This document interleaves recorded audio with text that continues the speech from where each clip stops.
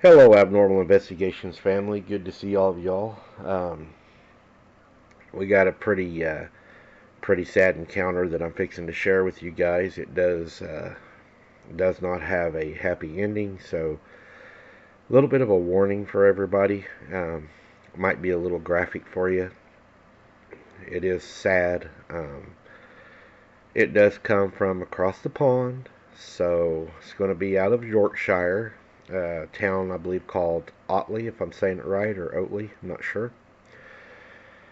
But yeah, we're gonna go ahead and get into this encounter. But don't forget tonight, guys. This Monday, as you're seeing this video tonight at 8 o'clock p.m., we're gonna be having a live, and we're gonna be discussing the Brenda Hamilton case, going over some details and stuff. There's still a lot of questions about that, and Jesse has a lot of questions, and we're gonna do our best to try to find.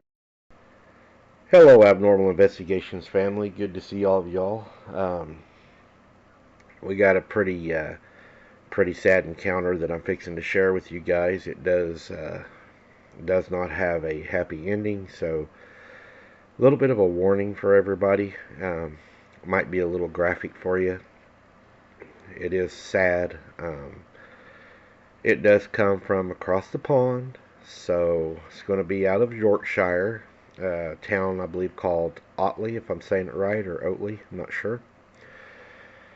But yeah, we're gonna go ahead and get into this encounter. But don't forget tonight, guys. This Monday, as you're seeing this video tonight at 8 o'clock p.m., we're gonna be having a live, and we're gonna be discussing the Brenda Hamilton case, going over some details and stuff. There's still a lot of questions about that, and Jesse has a lot of questions, and we're gonna do our best to try to find out what we think happened that night. There was a lot of cover-ups, and something definitely evil was present that day or that early morning. So tune in tonight at 8 o'clock, guys, and we're going to break that down also. Hey, Mike, I've got a story to tell you that's going to blow your mind. I've been living in Otley, West Yorkshire, for a while now, and I've heard some weird stories about the woods around here, but nothing could have prepared me for what I'm about to tell you. It starts with the disappearance of a young boy named Alfie Fletcher. He was only 8 years old, and he vanished from his bedroom window in the middle of the night. The police were called, and a massive search effort was launched, but no one could find any sign of Alfie. As the days went by, people started to whisper about strange occurrences in the woods. Some folks claimed to have seen a tall, hairy creature lurking around the trees, while others spoke of hearing strange noises and seeing strange lights. Now, I know what you're thinking, Mike. You're thinking that this is just a bunch of small-town gossip, but trust me, it's more than that. I've talked to people who claim to have seen the creature with their own eyes, and they're not crazy, Mike. They're normal, everyday people who are genuinely scared. One of the witnesses, a woman named Miss Jenkins, told me that she saw the creature peering into her window one night. She said it was huge, and it was hairy, with eyes that glowed like ambers. Can you imagine seeing something like that, Mike? I have seen it. As I dug deeper into the story, I discovered that the police had found some strange footprints in the woods near Alfie's house. They were large and deep, and they seemed to match the description of a creature that people had been seeing. The police were baffled by the lack of evidence, and the Fletchers were growing increasingly desperate. Then, on a crisp autumn morning, a team of searchers stumbled upon a rotted tree deep in the woods. As they approached, they noticed something strange. A small, lifeless body lying inside of the rotted tree, wrapped in twigs and leaves. It was Alfie's body that was crammed into the hollow, rotten part of that tree. The police were called, and soon the area was cordoned off. As the investigation continued, it became clear that Alfie's death was not a simple accident. The tree had a small hollow at its base filled with water, and it seemed that Alfie had drowned, the police said. But as the Fletchers struggled to come to terms with their loss, they couldn't shake the feeling that something was off. The footprints, the strange noises, and the feeling of being watched. It all seemed too much to be mere coincidence. They had had these feelings at their house before their son had went missing. As the investigation continued, the detective began to piece together the events surrounding Alfie's disappearance. He discovered that the strange noises and lights in the woods were not just random events, but were connected to Bigfoot sightings that people had been calling in. He also found that the window peeper had been seen in the area of the time of Alfie's disappearance. It was as if the creature had been watching all the houses in the neighborhood, waiting for the perfect moment to strike.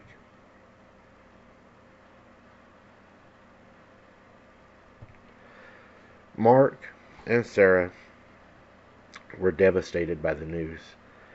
They had lost their son, and now they were faced with the possibility that his disappearance was not just some random event, but the deliberate act by a creature that had been watching their family. As the truth began to unravel, the people of Otley, or Otley, however you pronounce it, I hope I'm not butchering that, were left to wonder if they had been living in fear of something that was really, really evil. The legend of the Bigfoot was no longer just a myth, but a terrifying reality that had taken the life of an innocent child. The woods around the town remain a place of mystery and terror. The legend of Bigfoot continues to spread, with more and more people coming forward with their own sightings and encounters. Some say that on the quiet nights you can still sit around and hear the Bigfoot hollering through the trees. They call it hollering, not howling as you all do. Others claim to have seen the Bigfoot lurking in the shadows and watching the living. The truth about what happened to Alfie Fletcher may never be fully known, but one thing is certain: the woods around our town have never been the same, not the same way again. And as the investigation into Alfie's disappearance continued, a new lead emerged and would send shockwaves through the small town. Reports began to flood in of a window peeper, with some witnesses claiming to have seen large, hairy creatures lurking around their homes in the dead of night.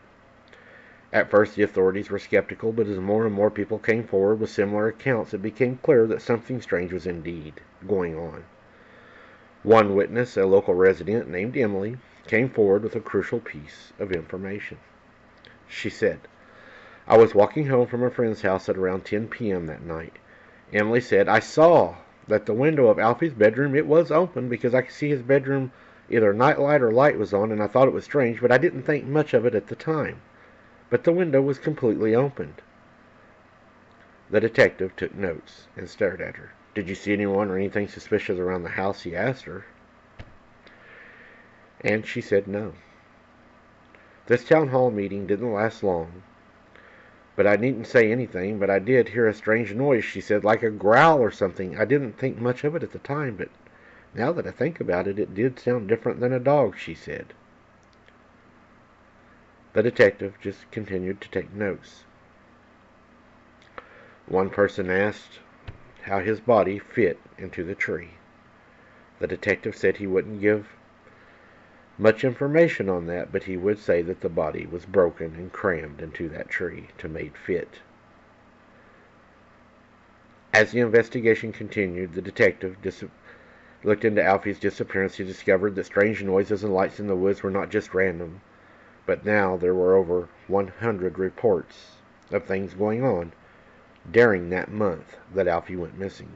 He also found that the window peeper had been seen all around the time of his disappearance and now was not being seen.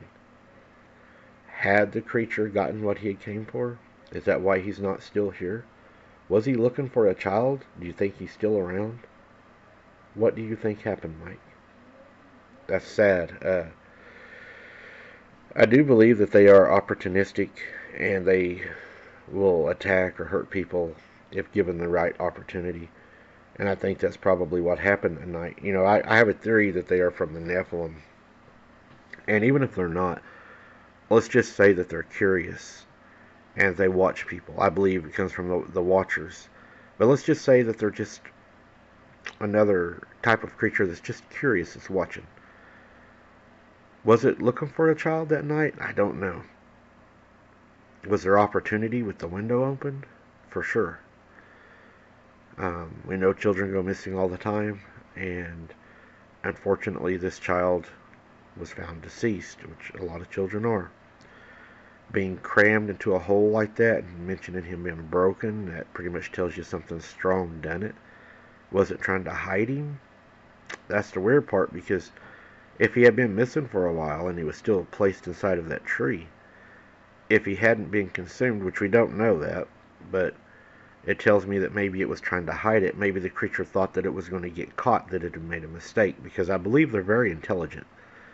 So maybe the creature that was there has left. Maybe he thought he made a mistake and people were going to be onto him and they were going to hunt him down, because I do believe they are intelligent enough to know that.